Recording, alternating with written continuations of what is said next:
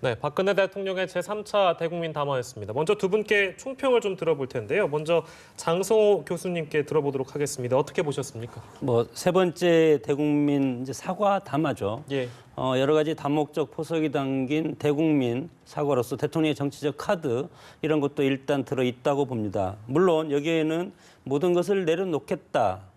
가 전제로 깔려 있고 그리고 예. 그다음에 이와 관련된 모든 것은 국회에서 결정을 해달라. 국회에서 따르는 과정에 따라서 법과 제도에 따라서 하겠다는 거 아니겠습니까? 예. 그러면 국회에 일단은 숙제를 지금 낸 것 같은데 예. 어떻게 보면 현행법대로 하든 아니면 현행법이 없으면 법을 제정해서 네.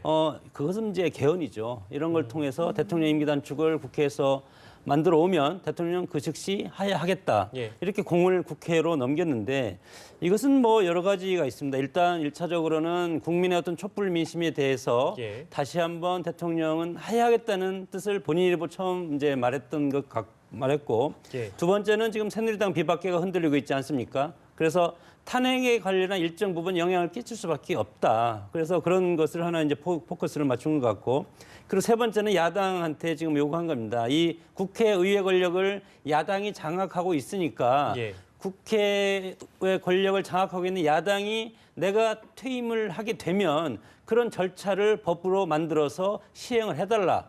그러나 이것이 사실은 국회에서는 의사일정은 여야가 합의로 하기 때문에 상당히 어렵습니다. 예. 그래서 이제 그런 과제를 넘겼고, 그리고 이제 마지막에는 이제 특검, 검찰의 수사에 대한 반박과 앞으로 특검에 대한 전략 일단을 내세운 아주 짧은 대국민 담화지만 많은 예. 어떤 함의된 것이 많은 그런 대국민 담화였습니다. 함의가 참 많이 들어있는 대국민 담화였다. 네. 그 안에는 이제 개헌이라는 의미까지 숨어 있지 않겠느냐 이렇게 보셨는데요. 당에 숨어 있습니다. 예. 최 교수님께서 어떻게 보셨습니까?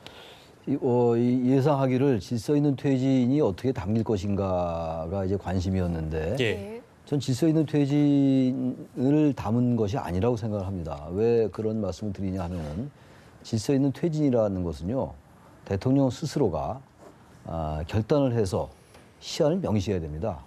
그래야지 질서가 생기는 겁니다, 정치권에. 예. 지난번에 그저께였죠. 그 전직 국회의장이나 전직 총리 이런 분들이 이제 중진 원로들이 이제 조언하는 게 그런 거였잖아요. 4월까지 하야해라. 그리고 그 사이에 이제 거국내각 총리를 세워라. 예. 그리고 개헌을 추진해라. 이런 것들이 요지였어요. 예. 어제 이제 친박 중진들은 명예로운 퇴진을 얘기를 했고요.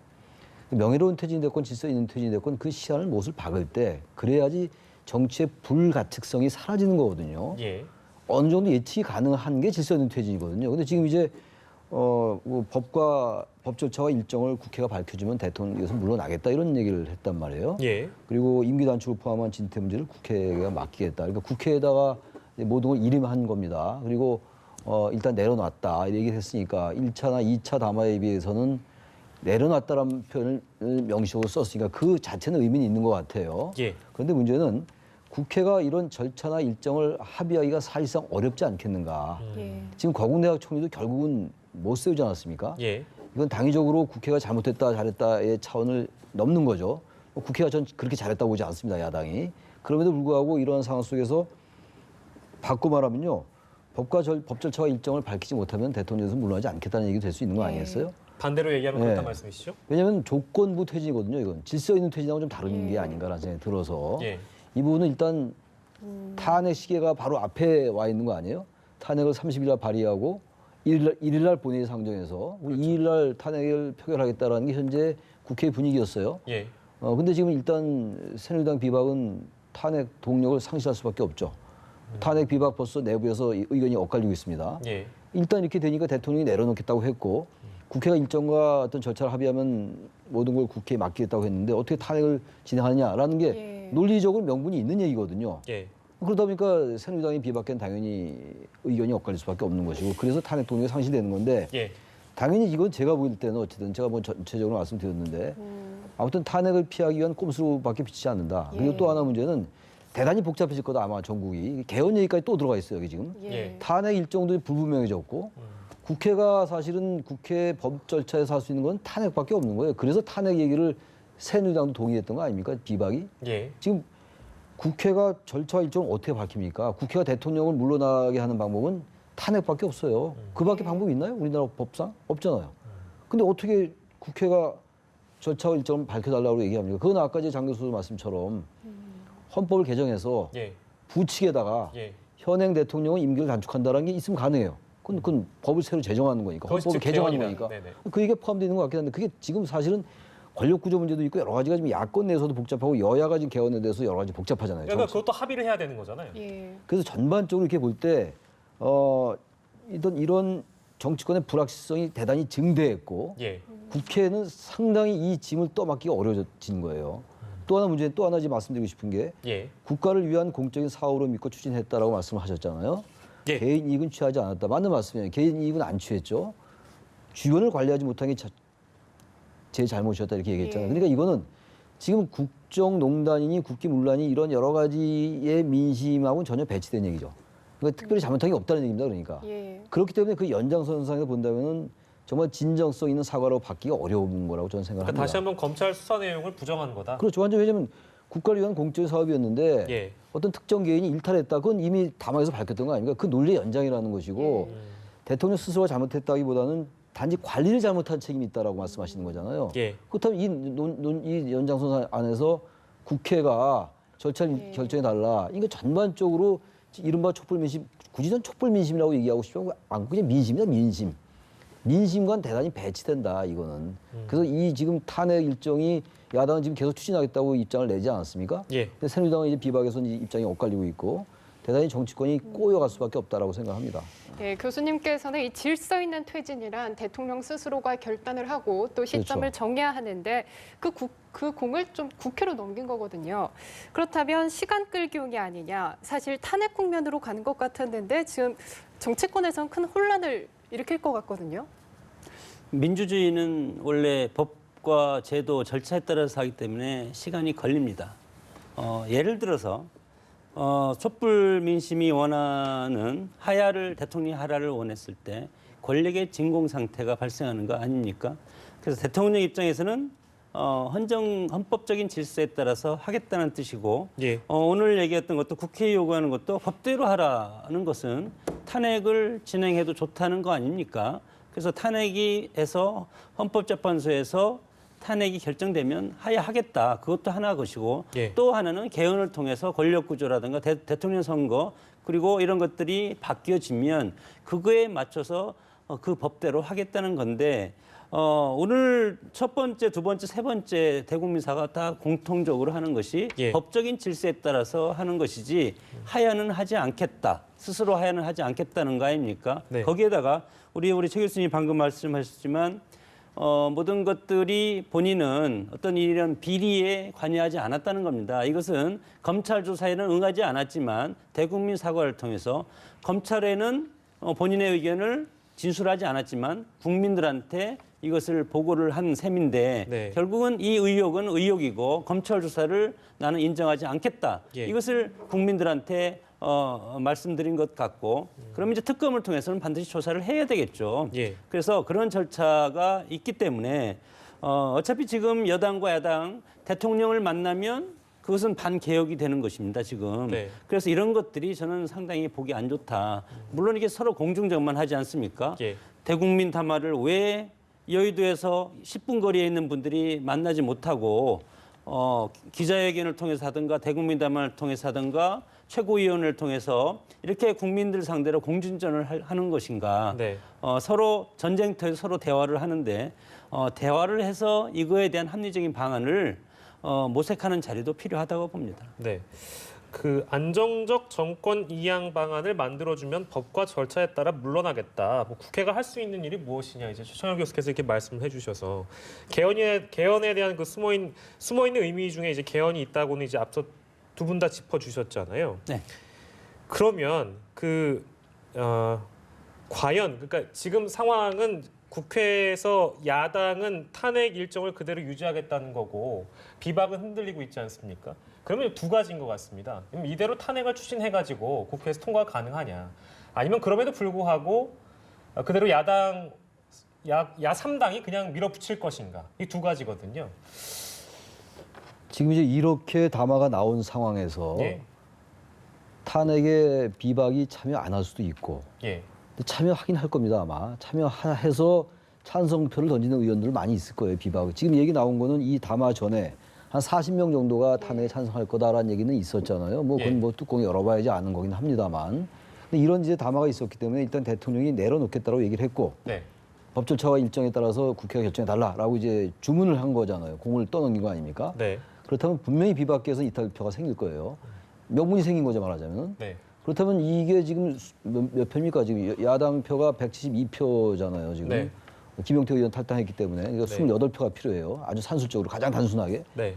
근데 야당 표의 이탈은 사실 뭐 이탈이라기보다는 다른 뭐 갑자기 일 때문에 못 참석한 사람이 있다면 저도 어쨌든 뭐 30몇 표는 돼야 될 거 아니에요?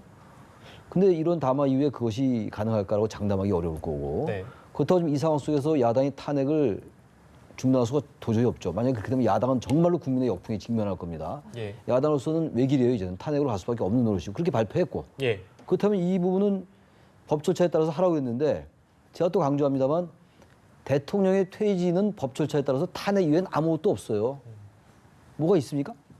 국민들은 탄핵 말고 즉각 하야를 요구할 수 있으나 예. 그리고 정치인들도 정치적 차원에서 즉각 하야하라고 정치적으로 주문할 수 있어요. 그러나 예. 법 절차 내에서 이른바 헌법 질서나 헌법 테두리 내에서는 탄핵 이외는 없어요, 전혀. 헌법 65조에 나와 있지 않습니까? 네. 헌법과 법률에 위배됐을 때는 탄핵을 해라. 탄핵 소추안 의결할 수 있다고 나와 있는 거예요. 그걸 하려 했던 겁니다. 네. 그걸 하려 했는데 지금 딱 멈춘 겁니다, 지금 이제.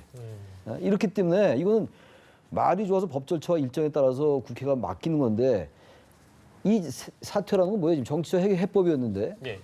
이건 대통령께서 결단을 해야죠. 날짜를 못을 박아야죠. 예. 그 대신에 그동안 여러 가지를 이제 대선 준비도 하고 경선 준비도 하고 뭐 거국내각총도 만들고 뭐 개헌도 가능하면 개헌도 논의해라 이런 거였잖아요. 예. 이른바 언론들이 제안한 거는. 예. 근데 그거하고는 전혀 결이 다른 거란 말이에요. 지금.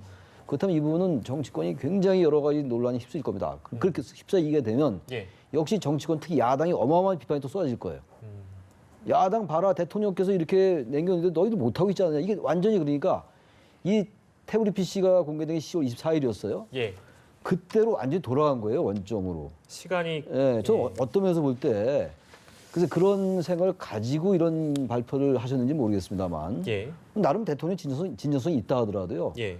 상당히 고단수의 정치 승부수였다 이거는. 저는 뭐 그렇게 얘기 안 할 수가 없습니다. 그러니까 제가 아까 그렇게 여쭤본 이유는 일각에서는 이제 지금 상황이 이렇게 되고 나니 그 야권에서는 오히려 더 상황이 나빠진 게 아니다. 그러니까 탄핵으로 가서 이게 가결이 되든 부결이 되든 이것은 야권이 밀어붙일 수밖에 없는 상황이기 때문에 그리고 그 결과에 따라서는 오히려 민심이 그에 더 동조해 줄 수도 있다. 이런 평가를 하는 분들도 분명히 계시거든요. 그건 어떻게 보세요? 탄핵이 부결되면 예. 그 새누리당이라든가 집권 여당도 상처를 입지만 야당도 엄청나게 큰 상처를 입을 야당 또한 상처를 입을 것이다. 역풍이 상당히 강할 것이고 부결이 된다면 마찬가지 그렇습니다. 그리고 오늘 대통령이 국회에 요구한 것이 법을 제정해서 그 법에 따라서 임기를 단축하겠다. 예. 이런 것은 어떤 의미가 있냐면 그 비박계의 의견을 대폭 수용한 겁니다. 김무성 대표라든가 비박계가 제3지대에서 개헌을 해가지고 그 다음에 다시 대통령 임기를 단축시키고 정부 통령제라든가 이런 걸 만들겠다는 거 아닙니까? 그리고 국민의당도 또 마찬가지로 개헌에 적극적이지 않습니까? 예. 그래서 제3지대에서 일정 부분 만들겠다는 거기에 명분을 던져준 것이고 여기에서 소외된 그룹은 민주당과 문재인 전 대표입니다. 그래서 대통령 입장 정치적 카드를 던지면서 어떻게 보면 2등분으로 딱 나눠서 예. 나한테 우호적인 그룹을 일정 부분 만들어 놓고 그리고 여기에서 이탈되는 그룹이 있지 않습니까? 민주당과 문재인 대표는 개헌에 절대 찬성하지 않고 이대로 가서 대선을 치르다는 거 아니겠습니까? 예. 그러면 이대로 가서 개헌을 치르면 안 되는 것이 국민의당과 비박계입니다. 새누리당하고 이런 상황에서 어떤 정치의 어떤 전선을 두 그룹으로 나눠서 하는데 그러나 이제 여기서 이제 탄핵에 정말 들어갈 경우에 예. 비박이 지금 40명 이상이 들어가서 찍겠다는 거 아닙니까? 예. 그러나 이것을 하면 20명 정도밖에 지금 40명에서 20명 정도밖에 들어가서 탄핵에 찬성할 의원이 없지 않을까. 이렇게 되면 탄핵 국면이 상당히 어렵게 되는 그런 국면을 맞게 될 겁니다. 그렇다면 교수님은 임기 단축, 즉 개헌에 대해서 어떤 생각을 가지고 계시나요? 전 뭐 기본적으로 개헌에 대해서는 개헌론자였어요. 굳이 예. 얘기한다면. 그리고 전 또 뭐 개인적인 겁니다만 전 내각제가 맞다고 생각하는 사람입니다. 근데 지금은 이 상황이 지금 권력구조만의 문제가 아니지 않습니까? 권력구조 물론 바꿔야 될 것 같아요. 제왕적 대통령제의 폐해가 워낙 많이 지적이 됐고 시민사회나 정치권이나 언론이나 어쨌든 이 권력구조 바꿔야 된다라는 공감대가 분명히 형성돼 있어요. 근데 중요한 건 이겁니다. 이번 최순실 사태에서 보다시피 한국 사회 전반을 뜯어 고쳐야 된다라는 그런 목소리가 있는 거예요, 지금. 단순하게 대통령에 대한 잘못을 이제 물러나라 이런 것이 기본이긴 합니다만 그렇다면 이게 권력 구조만 바꿔도 되는 건 아니지 않겠어요? 그래서 저는 이번에 차제에 만약에 이 헌법을 바꾼다면요. 예. 권력 구조는 물론이고 여러 가지 지금 우리 한국의 여러 가지 그 특정 기득권 세력의 여러 가지 그것을 가능케 하는 헌법 구조라든지 예. 경제적 불평등의 문제, 사회적 양극화의 문제, 그리고 검찰이 모든 걸 가지고 있는 기소 독점주의의 문제라든지 예. 검찰, 경찰, 국정원, 국세청 이런 기구들은 항상 정권이 바뀌어도 그 정권에 복무하는 경향이 많았잖아요, 사실은. 그렇다면 이런 것들이 완전히 정치적으로 중립이 가능하게끔 이런 것들이 같이 병행되지 않는다면 권력 구조로의 개편, 권력 구조만 개편한다면 그건 별로 의미가 없을 것 같아요. 그렇다면 그게 시간이 제법 걸릴 수가 있다. 물론 여러 가지 헌법안이 나와 있긴 해요, 개헌안이. 근데 개헌안이 여러 개 나와 있는데 또 이 정치권에서는 또 이원 집정부제냐, 이른바 분권형 대통제라는 거, 그것과 내각제 또 4년 중임제의 의견은 또 갈리고 있습니다, 지금.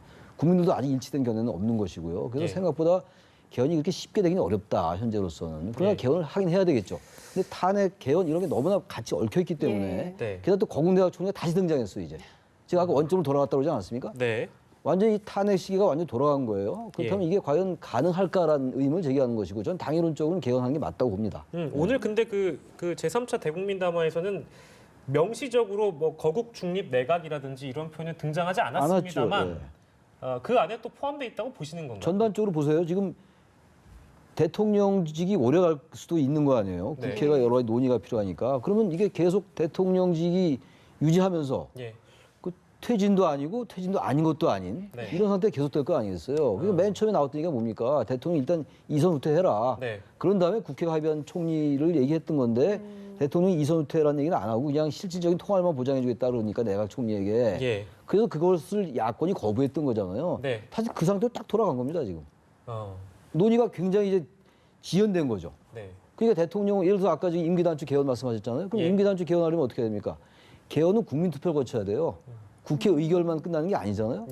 국회에서 제적 3분의 2로 개헌을 하고 부치에 넣어야 되겠죠, 임기단축은. 그렇다면 그걸 국민투표에 붙이면 시간이 또 필요해요. 그럼 계속 시간은 흘러가는 겁니다. 그럼 그동안 변수는 또 생겨요. 그리고 이 전체 대통령의 말씀은 일리가 있는 말씀처럼 들리지만 그런 여러 가지 속내를 들여다보면요. 이거는 간단한 수가 아니다. 이 말씀을 안 드릴 수가 없어요. 글쎄, 근데 사실 물론 이제 논리적으로도 그렇고 일정상으로도 물론 그렇게 흘러갈 수 있는 상황인데 국회 추천 총리나 거국내각 구성 이런 것들이 다시 국회에서 지금 논의될 수 있는 상황이라는 게 현실적으로 가능한 것인가? 이루어질 수 있는 일인가? 지금 뭐 그 대통령이 표현한 합의라는 단어 안에는 굉장히 많은 함의가 들어있잖아요. 그러니까 국회에서 실제로 그 거국내각 구성이라든지 그 국회 추천 총리 포함해서 다시 지금 이제 총리 내정자로 있는 김병준 교수라든지 그 얘기가 다시 나올 수 있을 거라고 보십니까? 뭐 당 대표의 모든 권한이 있으면 이것이 가능한데 유력 주자들이 그 뒤에 숨어 있지 않습니까? 그래서 그 뒤에 숨어 있는 주자들이 모든 것을 컨트롤하는 그런 영향이 있기 때문에 우상호 대표가 지난번에 뭐라고 했습니까? 우리 총리, 거국 총리 안 하겠다. 탄핵에만 집중하겠다. 뭐 얼마나 머리가 아프면 총리 하나도 여야가 정략적인 생각으로 하는 겁니다. 혹시 저쪽 편에서 총리를 가져가면 나중에 내각은 어떻게 되지? 그리고 나중에 대선 국면에 갔을 때는 누구한테 유리하게 하면 어떡하지? 이런 것까지 생각하기 때문에 이런 걸 버려야 되는데 그래서 야당은 뭐 전통적으로 속시원한 선명성, 그래 탄핵에서 밀어붙여서 대통령이 그동안에 잘못했던 걸 국민들한테 시원하게 보여주자. 그런 것도 좋지만 그것이 어떤 절차적인 면에서 그것이 쉽지가 않지 않습니까? 왜냐하면 법과 절차가 있기 때문에 그래서 지혜가 필요한 건데 그러나 지금 상황에서 지혜라는 것이 오히려 애초에 저는 추미애 대표가 대통령과 담판을 한다고 했을 때 가서 만났어야 된다고 봅니다. 영수회담 때. 영수회담을 하던 일단 만나서 담판을 짓고 그다음에 대통령한테 요구할 거 요구하고 그런 것을 국민들이 원하지. 지금 계속 보면은 계속 쳇바퀴 도는 거 아닙니까? 그러면 결국은 시간은 어떻게 되겠습니까?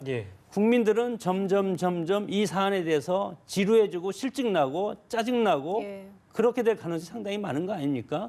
그럼 정치권에서 뭐 하냐?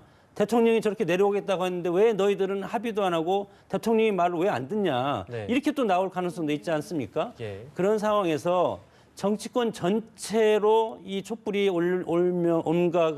올라갈 가능성이 상당히 많은 시점이 지금 왔습니다. 네. 예, 야당 입장으로 다시 돌아가면 야당이 탄핵을 강행하겠다고는 했지만 탄핵안이 가결되려면 이 비박계 협조가 가장 글쎄. 절대적일 텐데요. 그런데 사실 이번 담화로 비박계 측에서 가장 고민이 많을 것 같아요. 벌써 비박계에서는 어떤 나온 얘기를 보니까요. 예. 아까 황영철 의원의 경우는 이 탄핵에 대해서 조금 이제 재고할 필요가 있지 않느냐 이런 취지로 얘기를 했고 제가 예. 어떻게 그렇게 봤어요. 예. 하태경 의원의 경우는 탄핵을 계속 추진해야 된다 이렇게 얘기를 하더라고요. 예. 예. 비박계에서 제가 아까 말씀드렸잖아요. 당연히 이게 의견이 엇갈릴 수밖에 없거든요. 그렇다면 의견이 엇갈린다는 얘기는 뭡니까? 그 탄핵에 필요한 그 의석수를 확보 못한다는 얘기가 되는 거거든요. 그럼 탄핵이 부결될 수가 있어요. 지금 어쨌든 야당은 분명한 입장은 내놨습니다. 지금 네. 탄핵 추진하겠다. 예. 발의할 수 있는 거잖아요. 발의는 뭐 제적 의원 과반이면 발의가 가능하니까 무조건 발의할 수 있어요. 네. 그 다음에 이제 부결되고 가결되는 건 그 다음의 문제거든요. 모르겠어요. 부결될지 가결될지 아직 모르겠는데 아까 나경원 의원 인터뷰를 보니까 나경원 의원은 만약에 탄핵에 응하면 찬성하겠다라고 얘기를 하더라고요. 완전히 반대한다는 것도 아니에요. 지금 비박도 이제 의견이 상당히 다른 건데 네. 만약에 탄핵이 부결되면은 이 국면은 완전히 다른 국면으로 바뀌는 거예요. 그건 아직은 예단하기 어려울 것 같으니까 네. 거기까지 제가 말씀을 안 드리겠습니다. 네. 그리고 비박계의 움직임이 이제 앞으로 더 주목이 될 거고 뭐 오늘 벌써 좀 동요하는 움직임이 보이고 있고 내일 되면 또 어떤 입장을 보일지 모르겠습니다만 글쎄요 뭐 김무성 전 대표가 어떤 얘기를 하는지 지금 아직 잡히는 게 없습니다만 네. 가장 강력하게 얘기를 했던 비박계 대표 주자이기도 합니다. 김무성 전 대표는 오늘 담화를 보고 어떤 생각을 했을지도 좀 글쎄 뭐 저희가 지금 심리학자는 아니라서 내재적으로 좀 접근을 해보면 어떤 생각을 하고 있을 거라고 보세요, 교수님? 대통령의 정치력을 생각할 것 같습니다. 저것을 어떻게 해석을 해야 될까? 예. 대통령 물러나라고 하지 않았습니까? 네. 물러나지 않기 때문에 탄핵에 내가 앞장서겠다고 했고 실제 탄핵 언급도 제일 먼저 했었고요. 그러나 대통령이 하야하겠다는 거 아닙니까? 그 대신 법적인 절차에 따라서 예. 내려오겠다. 그러면 국회에서 그 제도와 법과 방법을 알려주면 내가 그것 따라서 하야를 하든 아니면 중간에 대통령 선거라든가 선거를 통해서 대통령이 바뀌면 내가 그 즉시 물러나겠다. 이런 상황이기 때문에 예. 국회에서 이것은 저는 받아야 된다고 봅니다. 일정 부분. 그냥 안 받고 대통령은 얘기하고 내가 하야하겠다고 하면서 마지막으로 던진 건데 이것을 의심하기 시작하면 끝이 없는 거 아닙니까? 예.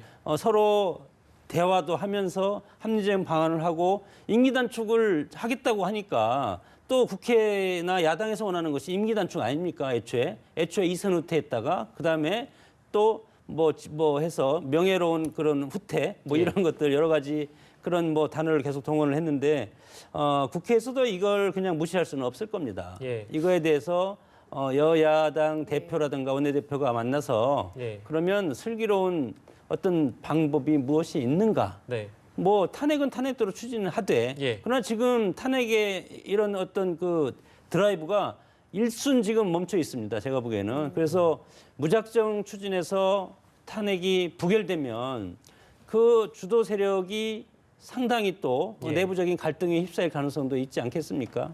그런 상황에서 지혜가 필요한 시점이라고 봅니다. 네. 지금 예. 지혜는 필요한데요. 예. 지혜를 동원하기에는 문제가 너무 꼬여졌어요 지금. 이거 사실 뭐 정치 세력들은 다 자기의 정치적 계산이 있는 거잖아요. 대통령은 대통령대로 계산이 있는 것이고 예.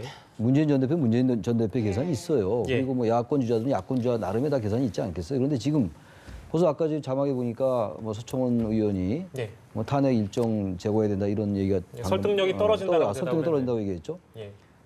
그 지금 얘기 나누는 거 그거 아닙니까? 탄핵은 사실 청와대도 탄핵 절차로 가자고 그랬던 거거든요. 예. 워낙 이제 이해관계가 엇갈리고 셈법이 다르니까 그럼 헌법에 있는 대로 하자라는 합의였던 거예요, 사실은. 예. 근데 그게 멈춰선 거 아니에요, 지금. 네. 그렇다면 이거는 지금 우리가 또 이 논의를 하고 있잖아요. 네. 점점 국정은 혼란해질 수밖에 없다. 합의되기 어려운 게 현실이에요. 저는 뭐 합의되지 않는 야당 그리고 여당 당연히 비판합니다만 네. 현실적으로 대단히 어려운 여러 가지 변수를 던져진 거예요, 지금. 과연 우리 정치권이 이런 것들 잘 슬기롭게 아까 우리 장 교수님 자꾸 슬기 지혜 말씀하시는데 슬기롭게 지혜롭게 해내기가 쉽지 않아 보인다는 겁니다. 실타래처럼 이제 전국이 꼬여만 갈 텐데 이제 앞서서 이제 장 교수님께서도 이제 국민들이 바라보기에 지루하고 짜증나고 촛불이 이제 횃불이 될 것이고 이런 말씀을 해주셨는데요. 아무튼 1차 대국민 담화, 2차 대국민 담화를 저희가 돌이켜보고 이제 오늘 3차 대국민 담화까지 봤는데 실상 대통령의 담화 이후에 국민들의 여론이 뒤집힌다든지 그런 적은 사실 없었던 것 같습니다. 근데 오늘 이후에 이 담화를 국민들은 그러니까 국민의 여론이 어떻게 움직일지 좀 궁금하긴 하거든요. 아까는 이제 말씀해 주신 것 같아서 일단 그럼 뭐 최 교수께 여쭤봐야겠네요. 저도 굉장히 궁금해요. 네네. 결국은 여론의 향배입니다. 결국 민심의 추이가 어떻게 되냐 가장 중요해요 지금. 예. 왜냐하면 지금 우리가 보고 있는 이른바 그 촛불 집회는 직접 민주주의가 작동되는 거라고 저는 생각을 합니다.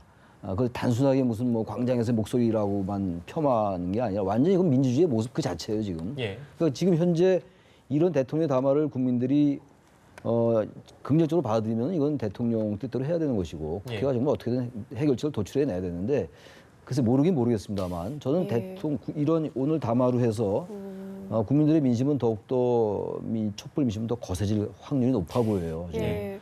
내려온다고 말씀하셨지만 예. 지금 질서 있게 언제로 날짜를 명시하지 않았기 때문에 네. 국민들이 보기에는 이걸 뭔가 탄핵을 앞두고 탄핵을 피하기 위한 뭔가 버티기 아니냐라고 생각할 확률이 높아 보여요.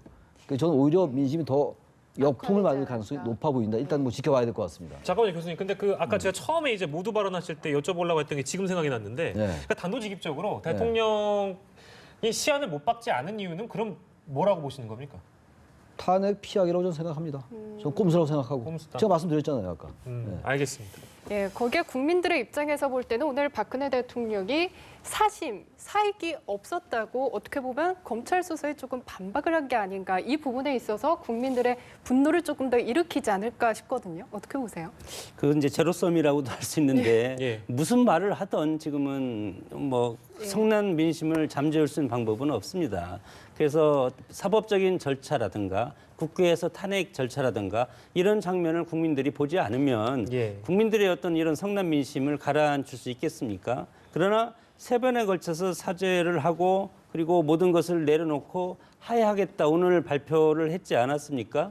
이런 상황은 여론은 감성적인 측면이고 그리고 여기에서 예를 들어서 투표를 하면 이것은 이성적인 판단이 더 많이 들어간 것이기 때문에 훨씬 민주주의 것은 투표를 통해서 하는데 그러나 뭐 매일 투표를 할 수 없으니까 여론적 지표를 우리가 볼 수밖에 없는 건 아니겠습니까?